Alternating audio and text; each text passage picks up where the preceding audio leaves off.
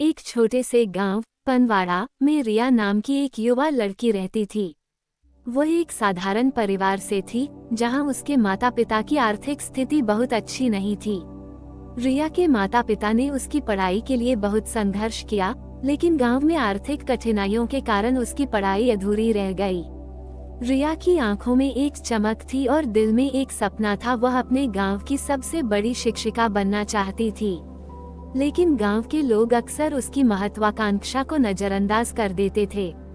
उन्हें लगता था कि उसके जैसे छोटे गांव की लड़की के लिए बड़े सपने देखना केवल समय की बर्बादी है। एक दिन गांव में एक नए शिक्षक अमन का आगमन हुआ। अमन जी युवा और ऊर्जावान थे। उन्होंने गांव के बच्चों को पढ़ाने के साथ साथ उन्हें जीवन के महत्वपूर्ण मूल्यों की शिक्षा देना शुरू किया। जब अमन जी ने रिया को देखा तो उन्होंने उसकी प्रतिभा को तुरंत पहचान लिया। उन्होंने महसूस किया कि रिया में कुछ खास है और उसे सही दिशा देने की जरूरत है।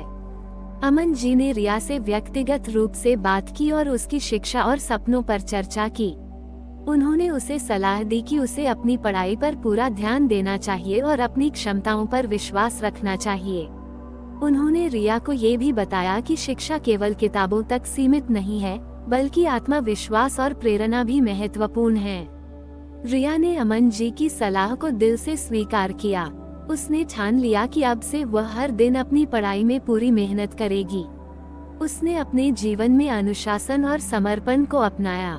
सुबह जल्दी उठकर पढ़ाई करना, रोज नए विषयों पर काम करना और खुद को निरंतर प्रेरित रखना उसकी दिनचर्या का हिस्सा बन गया।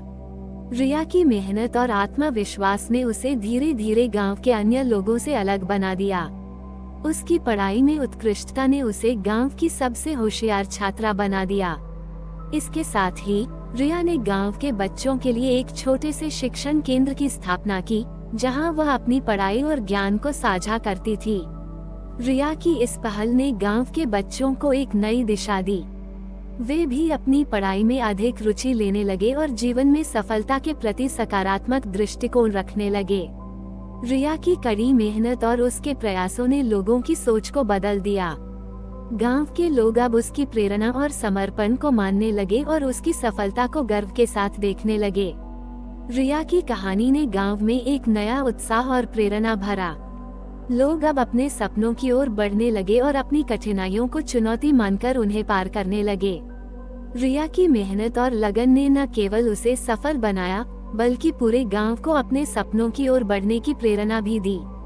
इस प्रकार रिया की कहानी हमें ये सिखाती है कि अपने सपनों को पूरा करने के लिए हमें कभी भी हार नहीं माननी चाहिए।